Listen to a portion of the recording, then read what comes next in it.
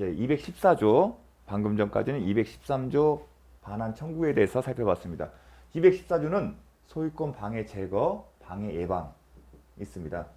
일단은 법조문 자체가 출제되지는 않고 포인트는 이 방해의 개념이 중요합니다. 먼저 우리가 방해 제거 청구 관련해서 대표적인 사례가 뭔지를 정리해 보겠습니다. 통상적으로 방해 제거 청구권은 토지 위에 건물이 존재하죠. 이 건물 철거, 인도가 아니라 철거. 배웠죠? 토지를 인도받으려면 이거 건물 철거를 하는 게 이 철거 측면은 방해를 제거하는 겁니다. 토지 위에 이 건물이 있으니까 토지 사용이 방해받는 거 아니겠습니까? 그래서 철거는 소유권 방해 제거와 관련됐다는 거 하나 알아두시고요. 또 하나 뭐가 있죠? 우리가 많이 했습니다. 등기부의 권리자, 가, 을, 병 있을 때 이걸 말소를 시킬 때 방해를 받는다. 갑의 입장에서는 이게 다 무효가 되면 등기부상 소유자는 이 사람이지만 실질적으로 누구다? 갑이죠. 갑의 입장에서는 이 존재 때문에 방해를 받는 것 때문에 이걸 제거할 필요가 있습니다. 따라서 갑이 이 병을 상대로 말소 등기 청구 소송을 제기하는 것은 방해 제거 214조와 관련된 겁니다. 자, 요 정도는 감을 갖고 계시면 되고요. 그 다음에 이제 두 번째 방해라는 개념. 방해라는 개념이 기출이 잘 되고 있습니다. 자, 기출 지문 보겠습니다. 소유권에 의한 방해 배제 청구권에 있어서 방해 배제는 방해 제거와 예방을 합쳐서 부를 때 방해 배제라고 씁니다. 방해는 과거에 이미 종결된 손해가 포함된다. X 지문입니다. 대법원 판례는 뭐라고 이제 정리를 하고 있냐면 과거에 이미 종결된 손해는 214조의 방해에 해당되지 않습니다. 그리고 이 부분은 불법 행위에 어떠한 이제 침해 손해가 발생하게 되게 되면 구제책이 있습니다. 그 구제책의 방법에 있어서 214조가 적용되는 게 아니라 뭐가 적용된다? 불법 행위에 의한 손해배상 책임. 손해배상의 영역이다. 이 구제책은 214조가 아닌 불법 행위에 의한 손해배상 책임 영역이라는 겁니다. 그러면 이 방해 개념이 뭘까? 먼저 앞으로 넘어 살펴보겠습니다. 방해 개념은 이렇게 설치를 하고 있습니다. 방해는 현재 일어나고 있어야 한다. 현재 일어나고 있는데 반대말이 뭘까요? 이미 종료되어서는 안 된다. 과거의 법익 침해가 아니라는 겁니다. 다른 말로 표현하게 되면 이미 종료돼서 안 되고 현재 일어나고 있어야 한다. 계속 이제 부연 설명하고 있습니다. 방해 청구권은 방해로 일어난 결과를 제거하는 것이 아니라 자, 중요합니다. 방해로 생긴 결과를 제거하는 것이 아니라 현재 진행되고 있는 방해에 대하여 그 원인을 제거하는 것을 내용으로 한다. 참 표현이 어렵습니다. 계속 부연 설명하겠습니다. 방해란 현재에도 지속되고 있는 침해를 의미한다. 종료되는 게 아니기 때문에 지속되고 있어야겠죠. 법익 침해가 과거에 일어나서 이미 종결된 경우에는 손해의 개념. 이건 손해의 개념이다. 과거에 일어나서 이미 종결된 경우에 해당하는 손해의 개념과 다르다. 이 표현에 따르면 대법원은 판례는 방해와 손해의 개념을 구별하고 있습니다. 그리고 방해는 214조의 문제이고 손해는 불법행위에 따른 손해배상 책임의 문제다는 겁니다. 자, 이론적으로 이렇게 구분하는데 사실 이게 뭘까라는 감은 떨어집니다. 예컨대 방금 전에 제가 제거 청구할 때 토지 위에 무단으로 점유해서 건물을 철거한다. 자, 건물 철거 이건 방해 제거 청구권이라고 했죠. 배제 청구권. 214조 문제에 있다. 그러면 이 건물 철거는 방해에 해당되겠죠. 방해에 해당되기 때문에 이거를 철거해달라는 거니까 방해를 제거해달라는 결론에 도착하는 겁니다. 아, 방해라는 게 이런 개념이구나. 현재도 계속 방해가 지속되고 있고 방해 원인이라는 것은 결국 건물을 철거하는 거 아니겠습니까? 방해 원인은 건물 아니겠습니까? 방해라는 것은 토지라는 것은 건물이 없는 상태에서 사용 수익하는 건데 건물이 존재함으로써 방해를 받는 거죠. 근데 이게 끝난 게 아니라 계속 발생하는 거죠. 따라서 소유권에 기한 방해 제거 청구권 이 제거라는 게 뭡니까? 결국은 건물을 철거하는 겁니다. 아, 방해라는 것은 건물의 존재고 제거라는 것은 철거를 구하는 것입니다. 이게 논리적으로. 그렇다면 방해는 뭘까? 비교를 하게 되면 다시 정리를 하겠습니다. 가스대. 자, 토지, 건물. 이거는 방해의 예입니다. 그러면 손해란 이런 경우입니다. 실제로 이런 일이 발생합니다. 누군가의 토지에 폐기물을 몰래 매립한 겁니다. 폐기물이 이 땅 속에 있다고 가정하겠습니다. 상당히 중요한, 현실에서 상당히 중요한 이슈입니다. 그러니까 이 토지 소유자가 알았어요. 폐기물 매립. 그리고 행위자도 알게 됐어요. 그러면 이 토지 사유자는 이 폐기물을 매립한 사람 상대로 어떠한 권리를 행사할 수 있을까? 번뜩 직관적으로 생각할 수 있는 것은 먼저 214조 방해 제거 청구권. 이 폐기물을 이 사람 입장에서는 필요한 게 뭘까요? 이 폐기물을 땅을 파내서 폐기물을 처리해야 하는 거죠. 그리고 나서 송토 작업을 하는 겁니다. 폐기물 처리하는 게 가장 주된 목적일 겁니다. 그래야만이 온전한 땅으로 사용을 할 수 있을 거예요. 매매도 가능하고요. 폐기물을 매립한 상태에서는 매매도 이루어지지 않을 겁니다. 왜냐하면 폐기물 철거 비용도 상당히 되거든요. 그러니까 손해가 발생한 건 분명합니다. 그런데 과연 이거를 방해로 볼 수 있을지가 하나의 의문점이었습니다. 실제 사례에서는 이 행위자가 폐기물 매립한 사람을 상대로 지자체였거든요. 상대로 소유권에 기한 방해 제거 청구, 즉 폐기물을 제거하는 소송을 제기했습니다.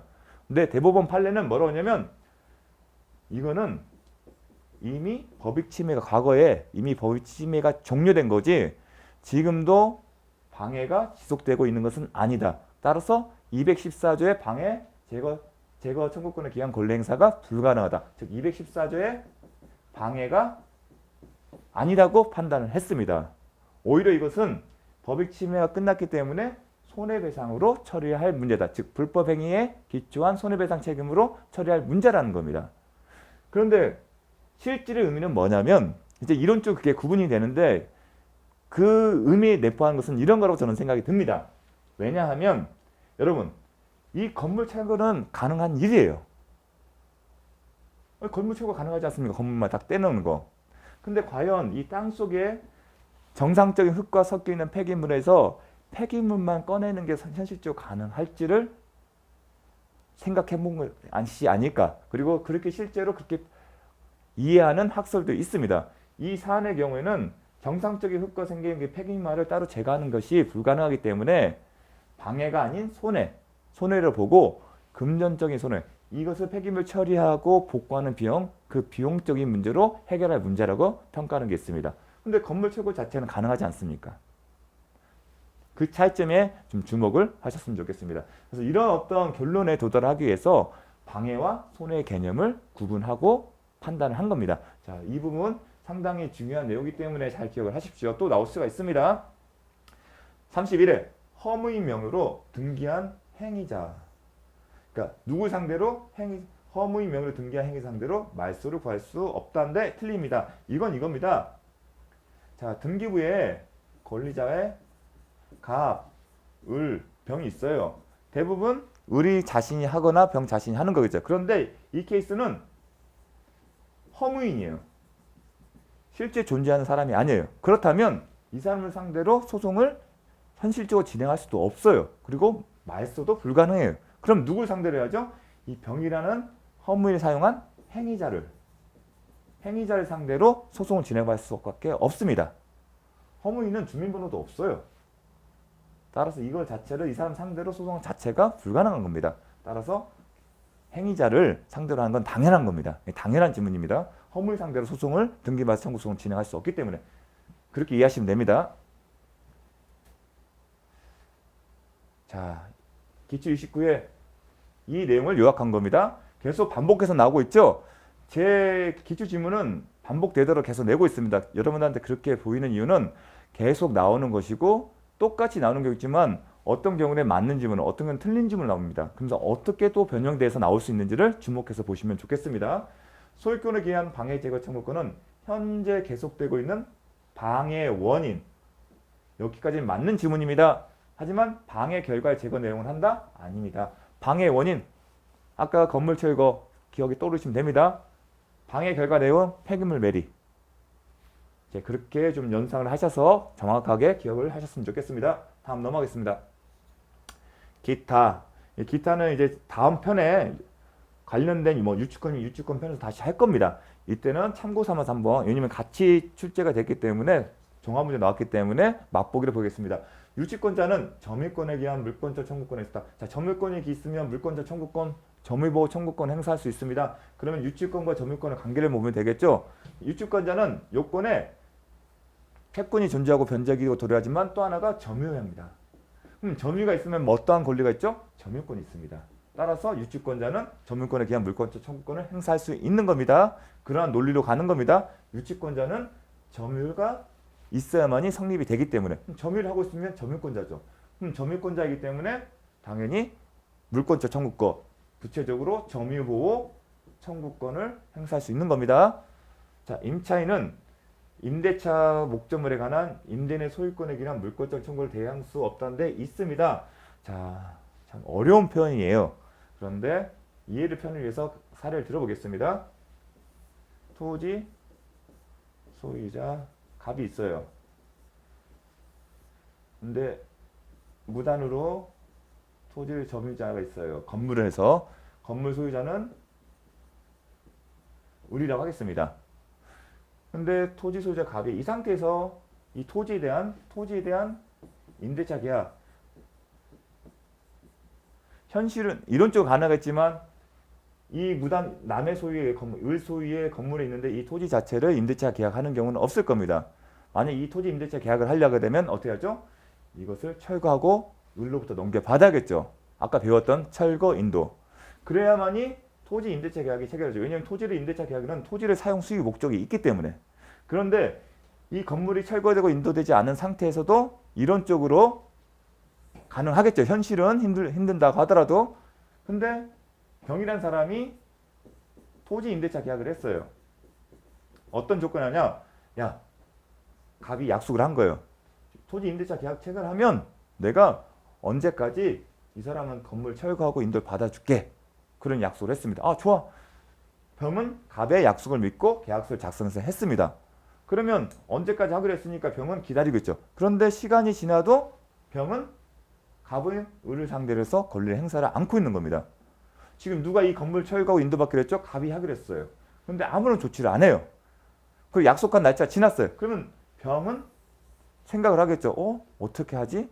임대차 계약을 해지할 수도 있겠지만 병은 이 토지를 사용 수익하고 싶은 생각이 강해요. 그러면 방법을 생각해야죠. 내가 한번 직접 해볼까? 자, 병이 을을 상대로 생각할 수 있는 게 이거죠. 철거 및 반환 청구, 토지를 넘겨받는 거겠죠. 토지를 철거하고 반환받는다. 이걸 생각할 수 있습니다. 그런데 이 철거나 반환은, 철거는 214조예요. 방해, 제거, 청구권이에요. 근데 누가 할 수 있죠? 소유자만이 할 수 있어요. 근데 임차인이 소유자인가요? 이 사람은 토지의 소유자가 아니에요. 따라서 214조를 행사할 수 없어요. 또 하나 생각할 수 있게 반환도 마찬가지입니다. 인도, 토지를 넘겨받는 건 반환 청구인데 토지 인도는 반환받는 겁니다. 요거는 213조예요. 이건 누가요? 소유자가 점유 상대죠. 이 사람이 점유자인 건 맞는데 소유자입니까? 임차인이 소유자는 아니잖아요. 그럼 213조, 214조를 행사할 수가 없는 겁니다. 기타 생각할 수 있는 거예요. 병과 을 사이에 어떤 관계가 있습니까? 계약 관계든 아무런 관계가 없어요. 그 얘기는 병이 을을 상대로 주장할 권리가 없다는 겁니다. 213조, 214조. 여담이지만 토지 임대차 계약에서는 이건 채권입니다. 임차권은. 채권과 물권의 차이점인데 여러분 임차권도 등기는 가능하지만 기본적으로 채권이에요. 다만 채권에 불과한 임차인의 권리도 등기를 하면 대항할 수 있어요. 대항할 수 있다는 얘기는 요와 유사한 권리를 행사할 수 있다는 건데 지금은 미등기 상태예요. 등기를 안 했습니다. 등기를 하지 않은 채권자에 불과합니다. 따라서 더 이상 생각할 게 권리가 없어요. 그럼 방법은 이 사람이 이걸 하도록 만드는 겁니다. 얘기하겠죠. 병이 가봐. 야, 가봐. 너 약속대로 빨리 너의 213조, 214조 행사를 해서 건물 채용하고 토지 인도를 받아. 그 얘기를 계속 할 겁니다. 근데 갑이 권리를 행사를 않는다. 그러면 병의 입장에서 방법이 또 하나 있습니다. 그래? 네가 행사하지 않으니까 내가 너 대신 행사할게. 그게 뭐냐면 대의권. 대의에서, 대신해서, 대의, 채권자, 대의권이라는 권리가 있는 겁니다. 이 사람 채권자죠. 병은 갑에 대해서 임대차 계약에 따른 채권자입니다. 이 채권자가 갑의 권리를 대신 행사합니다. 갑의 어떤 권리? 213조, 214조에 기한 물권적 청구권을 대신 행사한다는 겁니다. 그건 가능합니다. 그래서 이 표현이 잘못된 겁니다. 임대인의 소유권에 기한 물권적 청구권 아까 뭐였죠? 213조, 214조를 대신 행사할 수 있다. 기억하셔야 합니다. 사례를 먼저 기억을 하셔야 합니다. 그래야만 이 지분이 머리에 떠오를 겁니다. 좀 연상을 하셔야 합니다. 상당히 어려운 내용이고 그리고 좀 버거울 수도 있겠지만 기출이 되고 있기 때문에 또 나올 수가 있기 때문에 설명을 드린 겁니다. 그래서 사례를 든 겁니다. 많은 내용이 함축된 겁니다. 만약에 등기가 임대차 계약에 따른 임차권의 등기가 됐으면 또 달리 접근할 수가 있는데 일단 물권적 청구를 대신 행사할 수 있다. 그 이면에는 임차인은 소유자가 아니기 때문에 직접 임대차 목적물 점유자에 대해서 어떤 권리를 213조, 214를 행사할 수 없다는 점도 중요합니다. 이론적으로는. 자, 이해를 위해서 편한 겁니다. 자, 214조의 방해 제거 예방 청구권에 비용도 청구할 수 있는지 그게 쟁점이 된 경우가 있는데 판례는 방해 제거, 배제 청구권, 제거 예방 청구권 안에는 비용을 청구할 수 있는 것까지 포함하는 것은 아니다. 그러니까 할 수 없다는 게 대법원 판례 입장이다. 대법원 판례는 이렇게 생각한 겁니다. 비용의 경우는 결국 제거 비용은 결국은 강제 집행을 전제로 한 겁니다. 강제 집행 전제하는데 강제 집행의 경우는 강제 집행 절차에서 비용을 상환받으면 된다. 그러한 입장인 것입니다. 이렇게 표현했습니다. 소유자는 집행 권한을 받아 판결을 해서 승소를 했다는 겁니다.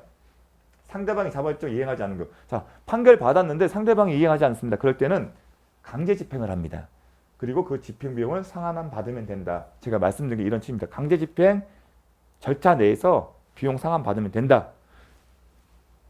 결국 물권적 청구권으로서의 소유물 방해 예방 청구권에 방해 예방 조치를 위한 비용을 본안성속으로 청구할 수 있는 권리까지 포함된 것은 아니다. 판례 입장입니다.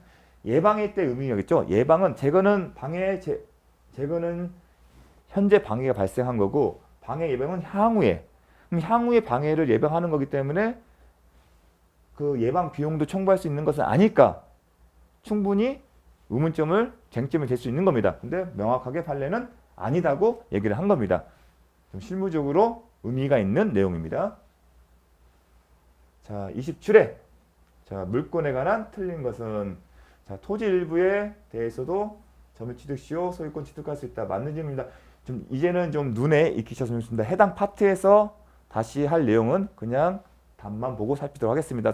부연 설명 안 하겠습니다. 그다음에 3번 미분리 과실 명의인 방법 갖추면 독립된 소유권 객체가 된다. 잘 나오는 진문입니다. 부합해서 다시 한번 살펴보겠습니다. 토지에서 벌채에 분리된 수목은 독립된 소유권에 객체된다. 맞는 질문입니다. 이 부분 농지 소유 같은 경우는 승낙 없이 농작물을 경작한 경우 별도의 명의인 방법을 갖추면 토지와 별도로 독립된 소유권 객체된다. 아닙니다. 명의인 방법 갖추지 않아도 별도의 소유권의 객체가 되는 겁니다. 자, 이 부분은 해당 파트 부합에서 배울 겁니다. 포인트를 하나 가르치려면 4번 같은 수목은 항상 수목의 집단과 구분을 해야 합니다. 그리고 인목에 관한 법률에 따라서 등기가 되면 수목의 집단은 인목이라고 표현하고요. 당연히 이것은 별도의 독립된 소유권의 객체가 됩니다. 인목이 아니더라도 명의인 방법을 갖추었다면 별도의 소유권의 객체가 됩니다. 명의인 방법 별거 아닙니다. 수목이 있으면 나무가 있겠어요. 막 집단도 있어요. 주변에 울타리를 치고 거기에 누구누구 거 쓰면 되는 겁니다. 이게 명인. 외부에서 객관적으로 이게 타인의 소유권을 인식할 수 있는 방법입니다. 따라서 그 방법 부합을 다시 배우겠습니다. 2번을 그러면 살펴보면 구분 소유 한동의 건물도 구조상 이용상 독립성이 있고 구분행위 있으면 제가 뭐라고 했으면 구분 소유 성립된다는 거죠. 구분 소유가 성립된다는 얘기는 독립된 부동산이 된다는 겁니다. 기억나십니까? 구분 소유 성립은 별도의 건축물 대장에 등재를 하지 않더라도 구조상 이용상 독립성을 갖추고 엔드입니다. 같이 엔드입니다. 구분의 행위가 있으면 당연히 성립된다는 거. 그 판례 제가 강조 드렸습니다. 다음 넘어가겠습니다. 26회 을은 병의 토지에 있는 갑소유의 X 건물을 매수하여 대금 완납 후 인도받았다. 등기 서류도 넘겨받았습니다. 근데 아직 이전 등기를 하지 않았다. 뭔가 좀 떠오르시겠죠? 한번 그림을 그려보겠습니다. 병의 토지, 병소유 토지. 그 다음에 갑소유 X 건물인데 매매를 했고 누가 받았죠? 을이 받았네. 매수인이네요. 을이 받아서 등기는 안 됐지만 대금 완납했고 인도는 점입니다. 점에서 받았다. 떠오르는 게 있으셔야죠. 아, 이런 경우 건물 철거의 상대방은 을이다. 이게 딱 연상이 되셔야 합니다. 자, 다음 설명 틀린 것은 갑의 X 채권, 갑이 지금 건물입니다. 채권자가 X 건물대에 강제 집행하는 경우. 자, 강제 집행에 이 채권자가 있어요. 갑에 채권자가 있습니다. 채권자가 갑을 상대로 집행 권한이 있습니다. 강제 집행하려면 집행 권한이 있습니다. 그러니까 등기에 보니까 갑소유로 돼 있어요. 따라서 집행관에게 이 갑소유 건물에 대해서 강제 집행을 신청한 겁니다. 그런데 우리가 아까 철거 배우면서 실질적 처분권은 누구한테 있습니까? 을에게 있으니까 이 실질적 명의상은 갑이지만 실질적으로 을에 있으니까 이 을의 것이 아니야? 강제 집행을 해서는 안 되는 건데 그런 생각을 할 수가 있습니다. 하지만 건물 철거에서의 그 논리가 여기서는 적용되지 않습니다. 강제 집행에서는. 비록 을에게 사실상 처분 권한이 있다 하더라도 이 강제 집행에 대해서 이의를 제기하지 못합니다. 이게 뭐냐면 채권자는 채무자 소유의 부동산, 채무자 소유의 부동산의 강제 집행의 원칙이에요. 내가 채권자면 채무자가 존재하겠죠. 그러면 강제 집행하려면 채무자 소유의 재산에 대해서 강제 집행을 하는 겁니다. 그런데 채권자가 집행하고 싶은 재산이 채무자의 것이 아니라 다른 사람의 것이다. 그런 경우에는 민사집행법상 제3자 이해소를 제기함으로써 강제 집행을 정지시킬 수 있어요. 효력을 무력화시킬 수 있는데 이 논의 쟁점은 그겁니다. 제3자 이해소를 제기할 수 있는 사람이 을이 제3자 이해소를 제기할 수 있느냐가 문제의 핵심 이거고 제3자 이해소는 누가 제기한다? 소유자만이. 즉 건물의 소유자만이 제3자 이해소를 제기할 수 있는 게 원칙입니다. 그렇다면 을을 민사집행법상 제3자 이해소에서 정하고 있는 소유자라고 볼 수 있는지가 출제 포인트인데 을은 제3자 이해소의 소유자가 아니기 때문에 이의를 제기하지 못한 겁니다. 이게 지금 214조 철거와 관련해서 사실상 처분 권한이 있는 이 사람을 을을 상대해서 철거 청구 소송을 제기한다는 게 그 논리가 머리에 박혀 있기 때문에 이 지문과 혼동이 될 수가 있는데 그 측면이 다르기 때문에 달리 판단한 겁니다. 이 건물 철거 과정은 부득이하게 실질적인 내용은 파악되면 부득이하게 이렇게 파악하는 게 맞기 때문에 실질적인 형평이나 결론의 타당성 때문에 이렇게 판단하는 거고 이란 같은 경우는 그렇게 할 필요가 없기 때문에 그렇게 하는 겁니다. 자, 정리를 하겠습니다. 좀 어려울 수가 있는데요. 제3자 이해소는 그런 겁니다. 제3자 이해소가 뭐라고요? 채권자가 강제 집행을 할 때 채무자 소유의 재산에 하는 게 맞겠죠. 그런데 채권자가 신청한 강제 집행이 채무자의 것이 아니라 다른 사람의 소유가 있을 때 그 다른 사람, 즉 제3자가 이의를 제기하는 겁니다. 그러면 쟁점은 이 3자의 을이 포함이 되는 건지. 근데 등기부상 소유자는 아니죠. 그래서 이의를 제기하지 못한다. 그렇게 논리적으로 이해하시면 됩니다. 2번 X건물로 인해 병의 토지가 불법 점거당했다면 제가 지웠네요. 병. 그래도 쉽게 갑에서 을로 넘어갔으니까요. 자, 병의 토지가 불법 점검 당했다면 병은 을에게 X 건물의 철거를 할 수 있다. 자, 철거를 하게 되면 기억죠. 원칙은 등기부상 명의자지만 사례의 경우처럼 미등기 상태로 넘어갔고 대금도 완납하고 인도를 했다면 실질적인 권한, 사실상 처분 권한이 있는 을을 상대로 해야 한다는 거 제가 배웠습니다. 앞에서 26회에서 나왔던 겁니다. 3번 X 건물의 점유를 방해하는 자에 대해 을은 자 지금 X 건물의 점유를 방해하는 자에 대하여 을은 점유권에 기한 방해 제거 청구권을 행사했다. 자, 점유권을 기한 방해 제거 청구권 하려면 점유권이 기초가 돼야죠. 근데 이 건물 누가 넘겨받았습니까? 지문에 건물을 을이 하고 있습니다. 을이 사실상 지배를 하고 있기 때문에 건물 자체를 말한 겁니다. 이거는 X건물 점유는 X건물 점유 자체를 건물 자체의 점유를 방해하는 겁니다. 그러면 이 건물 자체의 점유자 누구다? 을입니다. 그럼 을에겐 점유권이 있는 겁니다. 갑이 아닌 을에게 넘어갔으니까요. 점유권의 양도 점유권이 소멸되면 점유권 없으면 이제 소멸되는 겁니다. 점유를 하게 되면 현재 을이 점유를 하기 때문에 을에게 점유권이 있고 따라서 을은 점유권에 기한 방해 제거 청구를 행사할 수 있는 겁니다. 이 지문은 갑이 을에게 매각을 했고 대금을 주고 인도를 했을 때 점유권자가 누군지를 묻는 겁니다. 이 경우는 점유권을 상실한 겁니다. 넘겨줬으니까요. 그게 원칙. 점유권은 지배를 상실하게 되면 점유권도 없어지는 겁니다.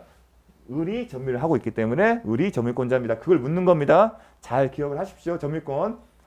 을은 X건물로부터 생긴 과실의 수취권을 가진다. 을은 X건물. 자, 건물을 지금 점유하고 등기만 안 했지 이 사람에게 처분 권한 있죠. 이렇게 생각하시면 됩니다. 매매 계약을 했을 때 우리가 소유권을 넘기는 것은 잔금을 넘겨준 다음에 소유권을 넘겨받죠. 그러면 잔금을 매매 대금 전액을 납부하기 전에 이 건물의 수익이 발생하면 그럼 누구한테 받을 거예요? 상식적으로 갑한테 주는 게 맞습니다. 그런데 을은 현재 계약금뿐만 아니라 매매 대금 전액을 줬어요. 그리고 넘겨받았어요. 그러면 이 건물에서 발생한 수익은 을에게 넘어간다. 그렇게 이해하십시오. 제가 왜 이런 예를 든 이유는 뭐냐면 과실수취권 나중에 매매 계약에서 나옵니다. 그때는 그 법조문을 근거해서 설명하겠습니다. 다만 상식적으로 접근하셔도 풀 수 있기 때문에 그렇게 설명합니다. 매매 계약했는데 매매 대금 정부 지급하지 않은 상태라면 그 건물에 따른 수익은 당연히 갑이 받아야겠죠. 그런 겁니다. 임대수익. 상가 같은 경우는 그래서 잔금을 기준으로 일하게 계산합니다. 보통 그래서 실무상 상가 수익형 부동산에 대해서 임차인을 끼고 승계를 한다는 전제에서 매매 계약을 체결하면 수익에 대한 임대차 그 월세에 대한 수익 정산도 이루어지는데 그 시점이 언제냐면 매매 대금을 전액 완납한 시점. 그 시점이 또 소유권을 넘겨주는 시점이니까요. 그 시점을 해서 그 전에는 누구한테? 매도인에게. 그 이후에는 매수인에게. 결국은 매매 대금을 전액 완납한 시점이 기준이 됩니다. 그렇게 상식적으로 접근하셔서 이해하시면 좋겠습니다. 자, 을로부터 X건물을 다시 매수하여 점이 사용하고 있는 정에다요. 갑은 소유권에 기한 물권적 청구권을 행사할 수 있다. 이건 건물만 놓고 보면 됩니다. 자, 지금 건물을 갑, 을, 점, 토지에 상관없죠. 매매. 근데 미등기 상태에서 계속 옮겼어요. 그럼 현재 점유자는 이 사람이에요. 그렇죠? 그런데 갑이 정에 대해서 반환 청구를 할 수 있냐가 지금 질문의 포인트입니다. 자, 그러면 갑은 반환 청구하려면 어떠한 개념에서 하겠죠? 213조죠. 213조는 소유자는 누구를? 점유자를 상대로. 소유자는 형식적으로 등기부상에 갑이 되었기 때문에 외형상 보면 정유를 상대로 할 수 있는 거죠. 할 수 있는 것처럼 일견 보입니다. 하지만 213조 단서 기억나십니까? 213조 단서에 점유할 권리. 자, 직관적으로 이 사람은 점유할 권리가 있지 않을까요? 왜냐하면 자, 갑은 을한테 매각해서 매매대금 전부 다 받았어요. 그러면 사실상 이 사람이 또 점유도 넘겨줬어요. 그러면 예컨대 갑이 을로 상대로 해서 돌려달라고 하면 거부할 수 있는 권리가 있죠. 상식적으로. 왜냐하면 매매 계약에 따라 제가 기억하라고 하지 않습니까? 점유할 권리에 따라 568조 1항에 따라서 재산권 이전 의무가 있기 때문에 을은 갑에 대해서 점유할 권리가 있습니다. 또 상식적으로 봤을 때 돈 다 받았는데 돌려달라는 얘기가 가당치도 않거든요. 그러니까 신의칙이든 상식에 부합되든 갑이 을한테 청구를 반환했을 때 을은 거부할 수 있는 권리가 당연히 있습니다. 그렇게 거부할 권리가 있는 사람으로부터 넘겨받은 거죠. 을은 갑의 반환에 대해서 반환 청구했을 때 거부할 수 있는데 정의 못한다? 상식에 맞지 않습니다. 제가 이제 이론적으로 설명하지 않고 상식으로 얘기하는 이유는 좀 복잡합니다. 그리고 다양한 학설이 나옵니다. 어떤 경우는 여기에 대해서 점유할 권리, 점유 상당의 권리, 이 점유의 측면에 주목해서 을로부터 정은 점유할 권리를 양도받았기 때문에 당연히 갑에 대해서 거부할 수 있다. 그런 논리가 있고요. 뭐 신의칙에 기초해서 하는 경우도 있고 568조에 따른 내용도 있습니다. 다양한 얘기가 있는데 핵심이 뭐냐면 을은 갑이 을에 대해서 가정으로 갑이 을에 대해서 반환을 요청하게 되면 거절할 수 있죠. 을에 대해서 거절할 수 있기 때문에 그러한 을로부터 어떠한 권한을 넘겨받은 거 아니겠습니까? 그게 점유권 아니겠습니까? 그러니까 정도 당연히 반환을 거부할 수 있다. 그렇게 이해를 하셨으면 좋겠습니다. 그래야만이 풀 수 있습니다. 따라서 갑은 소유권에 의한 물권 청구를 행사할 수 있다가 아닙니다. 그래서 해설에서는 제가 이렇게 썼습니다. 점유 사용할 권리가 있다. 213조 단서를 얘기한 겁니다. 자, 이게 좀 간단치 않기 때문에 좀 상식이라는 표현을 썼습니다.